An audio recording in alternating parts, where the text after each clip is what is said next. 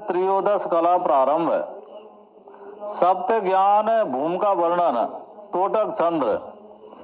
निज बोधक भूमि सुसप्त ऐसे भांत वशिष्ठ मुनि से गए। सो विसाधन संपत्ति आदि लहे। श्रवणाद विचार द्वितीय वहे। निध्यासन तीसर भूमि गए। अपरोक्ष निजातम चौथी जय। हमता ममता बिन पंचम है। छठमी सब वस्तु आकार दहे। सप्तमी तुरिया जो वरिष्ठ है। सब वृत्ति विलीन चिदात्म रहे। एव गाढ़ सुसुप्ति न जागत है। परमानंद मत पीताम्बर है। अब कहते हैं निज बोधक भूमि से सप्त है। अपना जो ज्ञान होता है उसकी 7 श्रेणी है। मान लो 7 भूमिका है, वो सातों का वर्णन हो रहा है। कौन कहते हैं कि इस प्रकार से वशिष्ठ मुनि जी कहते हैं। मतलब वृत्ति ज्ञान की भूमिका है क्या शुद्ध ज्ञान की भूमिका है? पहले समझ कर लो। हाँ। शुभ साधन संपत्ति आदि है। तो शुभ साधन समधम इत्यादि जो किए थे सारे लेकर के और श्रवण तक जो अब चल रहा है यहाँ तक। श्रवणाद विचार द्वितीय वह है। तो एक तो वो हो गई मुमुक्षा तक, दूसरी साधक, और जो दूसरी श्रवण मनन तक हो गई। फिर तीसरी निध्यासन, तीसरी भूमिका है। तीसरी निध्यासन रूपी है। अपरोक्ष निजातम वो चौथ से यह ज्ञान होता है। अपरोक्ष भूमिका चौथी में तो 3 साधन है गई। 3 अवस्था है तो साधन में आ गई। सब साधन चौथी स्वरूप में आ गई। सब साधन में ना है। कौन सी? ये 3 ही है साधन में। कौन कौन सी? श्रवण, मनन, निध्यासन। ठीक। या शुद्ध शुभ संपत्ति और श्रवण मनन और निध्यासन ऐसे लगा दी। ठीक। और अपरोक्ष निजातम चौथी है। इसे अपने आत्मा का साक्षात्कार होता है। यह चौथी अवस्था है। और हमता ममता गल गई, मैं मेरी तू तेरी ऐसी गल गई, ये 5वीं अवस्था है। और जो आकार जो समाधि हो जाती है, अरे ना चैन खा ले भाल ले थोड़ी देर है बस। जो हमता ममता में जो पंचम है ना, वो मान लो अभी जो देह की जो हमता ममता गल जाती है ना, 6वीं सब वस्तु आकार दे। 6वीं वस्तु जो है ये आकार जो है समाधि में चला जाता है तो इनकी प्रतीति नहीं होती है। चलो अब सप्तमी तुरिया जो इनमें श्रेष्ठ है, वरिष्ठ है, तो कि वहाँ वृत्ति सब जाके विलीन हो जाती है। जैसे सुषुप्ति अवस्था में वृत्ति अंतःकरण की नहीं रहती है, वो परमानंद में मस्त हो जाता है। पंडित पीताम्बर जी कहते हैं। अब निज बोध की जो भूमिका है सो 7 है। ऐसे प्रकार योग वशिष्ठ ग्रंथ में महामुनि वशिष्ठ जी ने कहा है।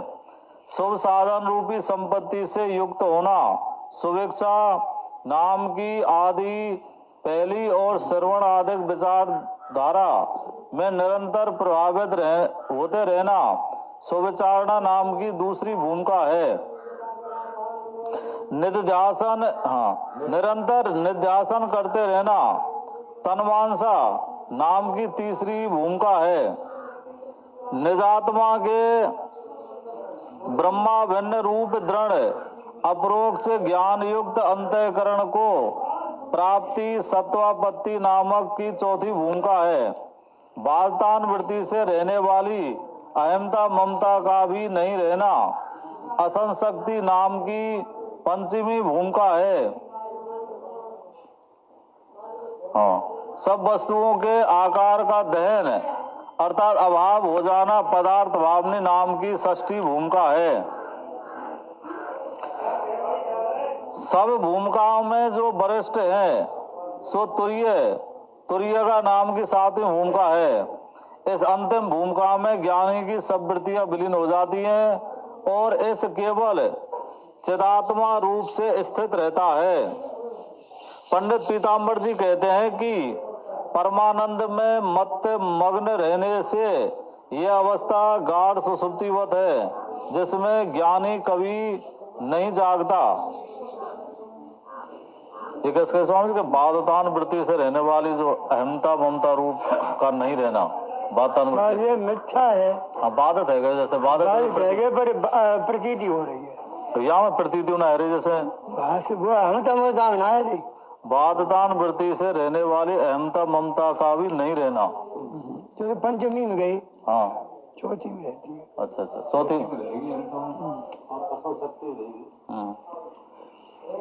सर्व ज्ञानियों का निश्चय तो एक ही है, फिर भी स्थिति का भेद क्यों? फिर पहले प्रश्न रह रो मेरे समझे, पहले प्रश्न में रह रो है कहा रह रहा जो मतलब भूमिका जो है शुद्ध ज्ञान की है कि वृत्ति ज्ञान की है? ये वृत्ति ज्ञान की है, शुद्ध ज्ञान के काज है। अच्छा अच्छा, हाँ हाँ सही। उत्पत्ति होगी तो वृत्ति में होगी, जो कुछ होगी। हाँ वृत्ति में अंतःकरण की भूमिका है, अंतःकरण कल्पित है उसमें। हाँ नहीं बस पता ना, भूमिका कल्पित है। फिर सर्व ज्ञानियों की स्थिति का भेद ज्ञान भूमिका के भेद से है। सो ज्ञान भूमिकाएं कितनी है? उत्तर शुभेच्छा, शुभेचारणा, तन्मांसा, सत्वापत्ति, असंशक्ति, पदार्थ भावनी और तुरीयगा, ये 7 ज्ञान की भूमिका है। शुभेच्छा जो क्या है? उत्तर पूर्व जन्म अथवा इस जन्म में किए हुए निष्काम कर्म और उपासना आदि से शुद्ध और एकाग्रचित वाले पुरुष को विवेक, वैराग, घट संपत्ति और मोक्ष इच्छा, ये चारों साधन हो जाने पर जो आत्मा को जानने की तीव्र इच्छा हुए, सो शुभेच्छा नाम ज्ञान की प्रथम भूमिका है। शुभेच्छा सो क्या है? उत्तर आत्मा के जानने की तीव्र इच्छा से विधि पूर्वक ब्रह्मनिष्ठ गुरु की शरण में जाकर उनके मुख से जीव ब्रह्म की एकता का बोध कराने वाले वेदांत वाक्यों को श्रवण करके उस श्रवण किए अर्थ को अपने मन में घटाने धारण करने के लिए अनेक युक्तियों से मनन विचार करना, सो ही सुविचारणा नाम की दूसरी भूमिका है। सो क्या है? उत्तर स्वरूप के साक्षात्कार अर्थात अपरोक्ष अनुभव के लिए श्रवण मनन द्वारा निर्णय किए ब्रह्मात्मा की एकता रूप अर्थ के निरंतर चिंतन रूप निध्यासन से जो स्थूल मन की अर्थात बहिर्मुख मन की सूक्ष्मता अर्थात अंतर्मुखता होवे है, सो तन्मांसा नाम ज्ञान की तीसरी भूमिका है। सत्वपत्ति सो क्या है? उत्तर श्रवण मनन निधिध्यासन द्वारा संशय विपर्य से रहित स्वरूप साक्षात्कार रूप निर्विकल्प स्थिति के हो जाने पर तत्व ज्ञान युक्त मन रूप सत्व शुद्ध अंतःकरण की जो प्राप्ति होवे है, सो सत्वापत्ति नाम ज्ञान की चतुर्थ भूमिका है। संशक्ति सो क्या है? निर्विकल्प समाधि के अभ्यास की परिपक्वता से देह में सर्वथा अहमता ममता गलत होकर देह आदि के प्रति जो सर्वथा आसक्ति का अभाव होवे है, सो असंशक्ति नाम ज्ञान की पंचम भूमिका है। पदार्थ अभाव में सो क्या है? उत्तर अक्षय निर्विकल्प समाधि के अभ्यास से देहादि सर्व पदार्थों की अधिष्ठान ब्रह्म रूप से प्रतीति होने से जो देहादि सर्व पदार्थों का अभाव अर्थात अप्रतीति होवे है, सो पदार्थ भावनी नाम ज्ञान की षष्ठ भूमिका है। पदार्थ अच्छा तुरीयगा सो क्या है? उत्तर ज्ञाता ज्ञान और ज्ञेय रूप तृप्ति की चतुर्थ और पंचम भूमिकाओं की भांति भाव रूप से तथा षष्ठ भूमिका की भांति अभाव रूप से प्रीति भी जहाँ होवे नहीं, ऐसी जो स्वयं पर अपने पराये से उत्थान रहते तुरीय पद में मन की स्थिति, सो तुरीय का नाम ज्ञान की सप्तम भूमिका है। अच्छा, तो ये सात भूमिका किसके साधन है? उत्तर प्रथम द्वितीय और तृतीय भूमिकाएं तत्व ज्ञान के साधन है। चतुर्थ भूमिका तो तत्व ज्ञान रूप होने से जीवन मुक्ति और विदेह मुक्ति का साधन है। और पंचम, षष्ठ और सप्तम भूमिकाएं जीवन मुक्ति के विलक्षण आनंद के साधन है। इति श्री विचार चंद्रोदय सप्त ज्ञान भूमिका वर्णन नाम का त्रयोदश कला समाप्त। इसलिए कृतोपास्ति अर्थात कृतोपास्त उपासक अर्थात जिसने ज्ञान से पूर्व उपासना करी है सो, और अकृतोपासक अर्थात जिसने ज्ञान से पूर्व पूर्ण उपासना नहीं करी है सो। इस भेद से चतुर्थ भूमिका रूप ज्ञान के अधिकारी दो प्रकार के होते हैं। कृतोपासक तो सम्यक वैराग्य आदि साधन से संपन्न होते हैं और ज्ञान के अनंतर अल्प अभ्यास से तत्काल ही पंचम आदि भूमिका में आरूढ़ हो जाते हैं। और अकृतोपासक में सर्व साधन स्पष्ट प्रतीत होते नहीं, किंतु एक दो साधन प्रकट होते हैं और अन्य साधन गोप्य रहते हैं। इसलिए यदि बुद्धिमान होवे तो चतुर्थ भूमिका रूप तत्व ज्ञान को पाता है, परंतु बहुत काल के अभ्यास से कदाचित ही कोई पंचम आदि भूमिका में आरूढ़ हो पाता है, झटित तत्काल नहीं।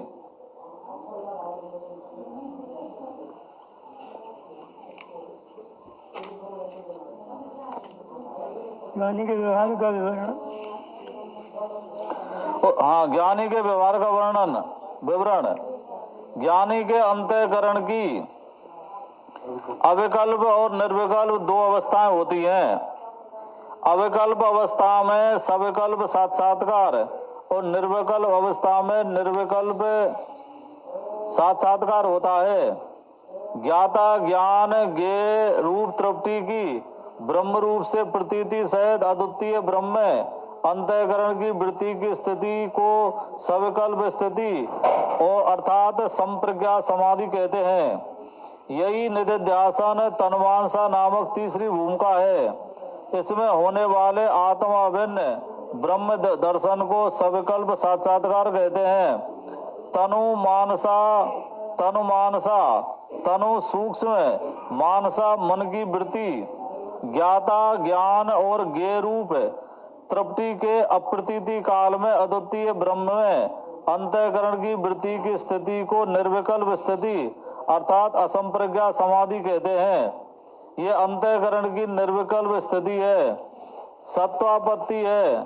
तृप्ति के अप्रतीति काल में शुद्ध आत्मा के ब्रह्म रूप से दर्शन को निर्विकल्प साक्षात्कार कहते हैं। यही तत्व ज्ञान है।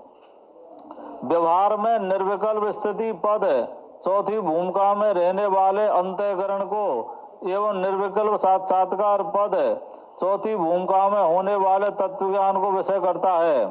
इन दोनों का वियोग कभी नहीं होता, साथ साथ ही रहते हैं। निर्विकल्प स्थिति अंतःकरण द्वारा बाह्य भीतर सभी व्यवहारों के प्रति उपरामता से एवं ध्यान आदि की प्रधानता से होती है।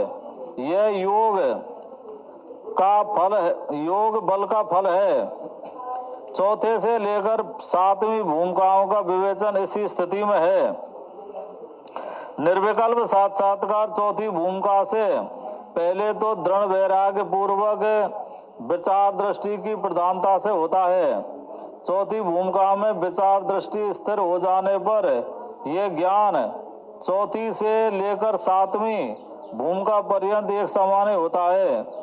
ज्ञानी की वृत्ति के भूमिकारूढ़ होने पर भी इसमें न्यूनाधिक भाव अथवा भूमिका का आरूढ़ अनारूढ़ व्यवहार नहीं होता।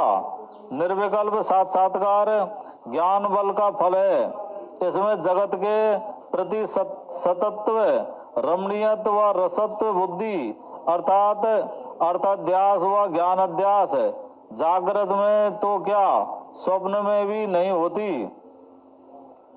सत्वापत्ति सत्व धन आपत्ति सत्व उपरोक्त तत्व ज्ञान युक्त शुद्ध अंतःकरण आपत्ति प्राप्ति होना निर्विकल्प साक्षात्कार रूप तत्व ज्ञान से ही मूल अविद्या की निवृत्ति होती है। मूल अविद्या की निवृत्ति के उपरांत प्रारब्ध अधीन एवं व्युत्थान संस्काराधीन जब जब ज्ञानी की वृत्ति इस निर्विकल्प स्थिति से सविकल्प समाधि ब्रह्म विचार उपदेश खान पान आदि व्यवहारों में नीचे उतरती है, तब तब उस वृत्ति द्वारा उन व्यवहारों से न्यूनाधिक पने एवं शांत पने को लेकर ही चौथी से लेकर सातवीं भूमिकाओं का विवेचन है। उस वृत्ति का गौरव उत्तरोत्तर उन भूमिकाओं की ओर आगे बढ़ने में ही है। अतः ज्ञानी को अतिशय प्रयास करते ही रहना चाहिए।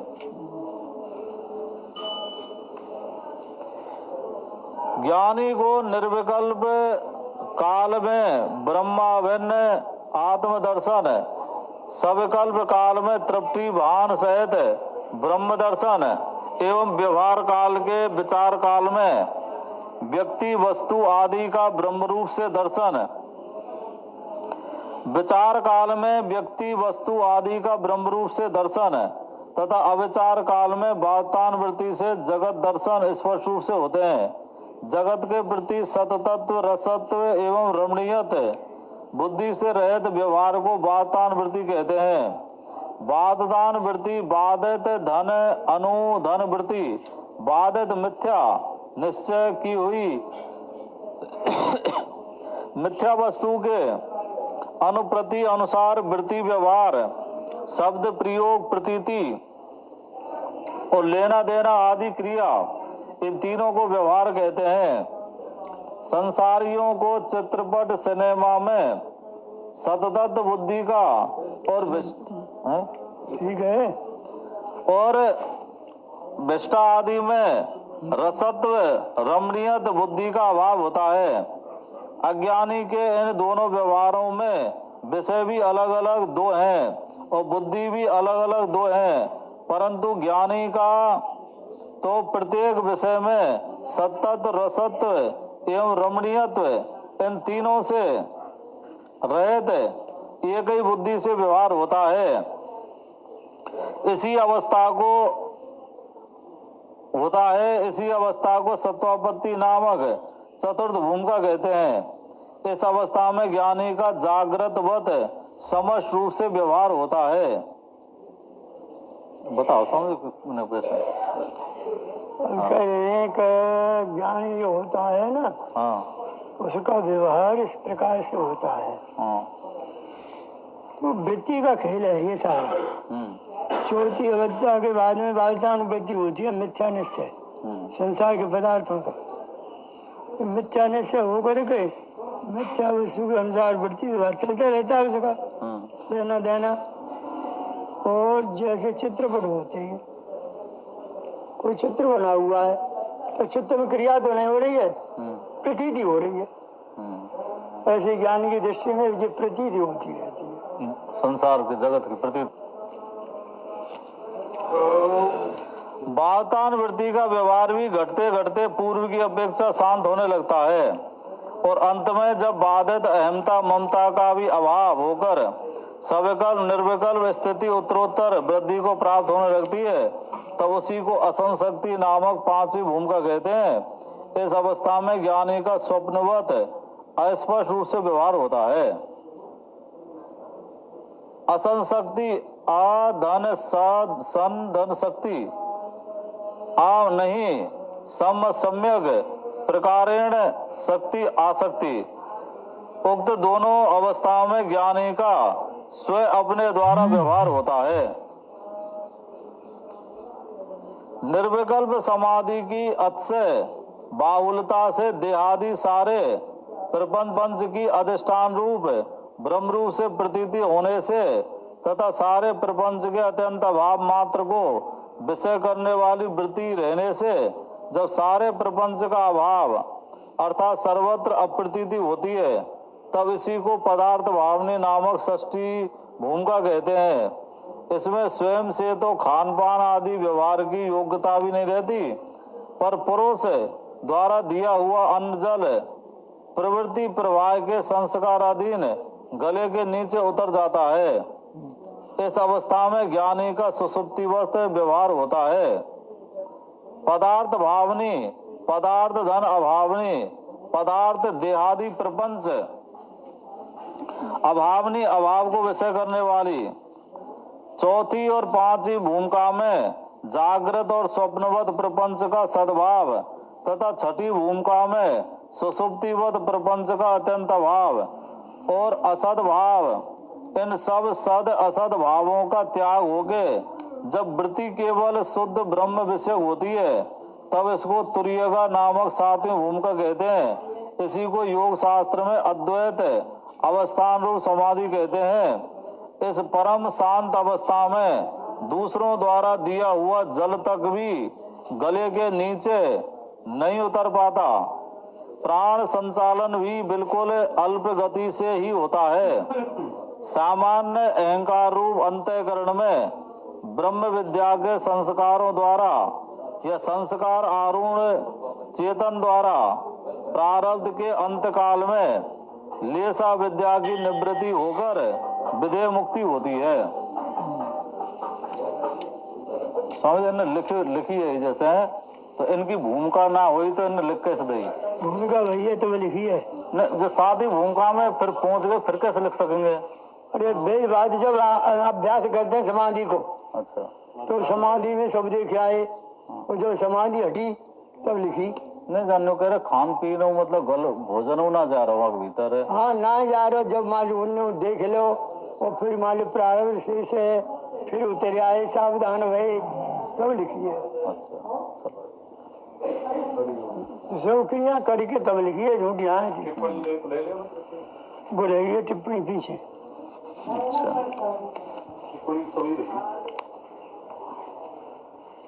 कहाँ रह गई है? जगत दर्शन दृष्टांत। व्यवहार में यही है। हाँ यही है। व्यवहार में स्थूल दृष्टि से महल अटारी आदि दर्शन होते हुए भी पारमार्थिक दृष्टि से मिट्टी दर्शन होता है। सही है। चक्षु दृष्टि से बहन बेटी के अंगों में सौंदर्य की प्रतीति होते हुए भी भाव दृष्टि में उनमें वासनात्मक सुख तथा रमणीयत बुद्धि नहीं होती। अब शरीरों में बहन बेटी का ही प्रत्यक्ष दर्शन होता है। चक्षु दृष्टि से भगवत अर्चारूप विग्रह में पाषाण दर्शन होते हुए भी भाव दृष्टि से चिदानंद में ईश्वर दर्शन होते हैं। चिदानंद में देह तुम्हारी। रसना दृष्टि से विषाक्त मिठाई में स्वाद की प्रतीति होते हुए भी बुद्धि दृष्टि से विष का ज्ञान होने से उस मिठाई को खाने की किंचित भी रुचि नहीं होती, अपितु विष की ही प्रत्यक्ष अनुभूति होती है। क्षुधा दृष्टि से भोजन में रुचि होते हुए भी भाव दृष्टि से चंद्रायण आदि व्रतों में स्वादिष्ट एवं रुचिकर भोजन के प्रति भी निवृत्ति नहीं होती, प्रवृत्ति नहीं होती, अपितु व्रत का ही दर्शन होता है। राग दृष्टि से श्रृंगार आदि विषयों में सुख बुद्धि होते हुए भी माता व पत्नी का पुत्र व पति के निधन काल में दुख बुद्धि होने से उक्त विषयों में किंचित भी रुचि एवं प्रवृत्ति नहीं होती, अपितु खिन्नता ही होती है। उपरोक्त दृष्टांतों में दोनों प्रकार के विपरीत दर्शन एक ही व्यक्ति को एक साथ होते हैं, किंतु इंद्रिय प्रधान दृष्टियों एवं उनके विषयों का भाव एवं विचार प्रधान दृष्टाएं बाध कर देती हैं दृष्टियां, और वे बाधित विषय व्यक्ति को प्रभावित एवं मोहित नहीं कर पाते। ऐसे ही सिद्धांत में ज्ञानी को इंद्रिय दृष्टि से जगत दर्शन एवं तत्व दृष्टि से ब्रह्म दर्शन, ये दोनों विपरीत स्वभाव वाले दर्शन एक साथ होते हैं, किंतु इंद्रिय प्रधान दृष्टि एवं उसके विषय जगत का तत्व प्रधान दृष्टि बाध कर देती है, और वह बाधित जगत ज्ञानी को प्रभावित एवं मोहित नहीं कर पाता।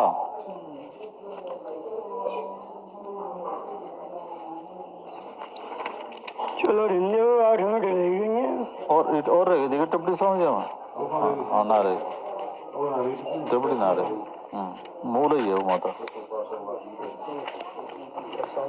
चौथो 14वीं 15वीं कल ले जाएंगे, 16वीं तीनों 3 है जाए कल समझिए। ले जाएंगे। हाँ हरिओम पूर्णमद पूर्णमिदम्